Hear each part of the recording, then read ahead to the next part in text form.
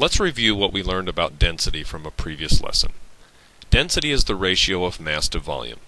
The equation is shown there in yellow. So if we're given the mass and the volume, we can very easily calculate density. But sometimes we're given, say, the mass and the density, and we're asked to calculate volume, or the volume and the density, and we're asked to calculate mass. So you should be able to solve that equation algebraically for any of the three variables.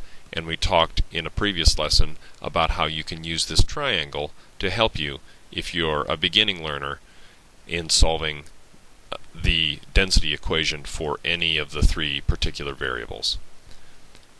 Furthermore, the density of liquid water is 1.0 grams per milliliter, or 1.0 grams per cubic centimeter. Finally, things that are less dense float in things that are more dense, and things that are dense sink in things that are less dense. A sample of lead, which has the chemical symbol Pb, has mass 22.70 grams and volume 2.000 cubic centimeters. Find its density. Feel free to pause this video at any time and solve these problems on your own before I go through the solutions.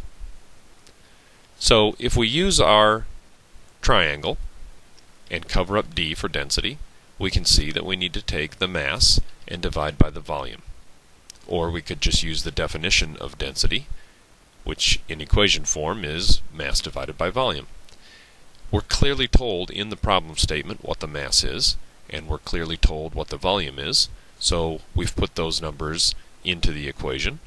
Both of those have four significant figures, so when we take 22.70 and divide by 2 in our calculator, we're going to round our answer to four significant figures, which is 11.35, and then since we've shown our work, we don't have to think too hard to figure out that the unit must be grams per cubic centimeter.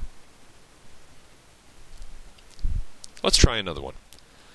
Another sample of lead occupies 16.2 cubic centimeters of space. Find the sample's mass. Now, this is one way that I like to phrase problems. That is, where possible, I will provide a quantity without saying exactly what that quantity is. If you look at the problem at the top of the page, it says clearly that the mass is 22.70 grams and the volume is 2.000 cubic centimeters. In the problem at the bottom, the 16.2 cubic centimeters quantity isn't specified exactly. So what we need to do is figure it out. And it's pretty easy to figure out. All we need to do is look at the unit, and that will tell us what kind of a quantity that is. Well, cubic centimeters is a volume unit, so that number represents the volume. We want to find the sample's mass, so if we look at our triangle and mentally cover up the m, that tells us that we need to take the density times the volume. Now, unfortunately, in the problem at the bottom, it doesn't look like I've provided the density. The volume is clearly set forth, 16.2 cubic centimeters, but the density actually is available to us because since this is another sample of lead, all lead has the same density. So we actually do know the density for lead because we figured it out in the first problem, 11.35 grams per cubic centimeter. We're going to multiply that by the volume. You can see that the cubic centimeter units, one in the numerator, this one in the denominator, cancel like that, and we're going to round that to three significant figures, 184 grams. A 119 gram solid cylinder has radius 1.80 centimeters and height 1.50 centimeters. Find the sample's density. So this shape is somewhat like a hockey puck, a small hockey puck. And so we're going to find the density by using the density equation, which means to do that we need the mass and we need the volume. So if we look in the problem statement, we see this 119 grams. We're not told that it's the mass, but we know that it is because anything measured in grams is mass.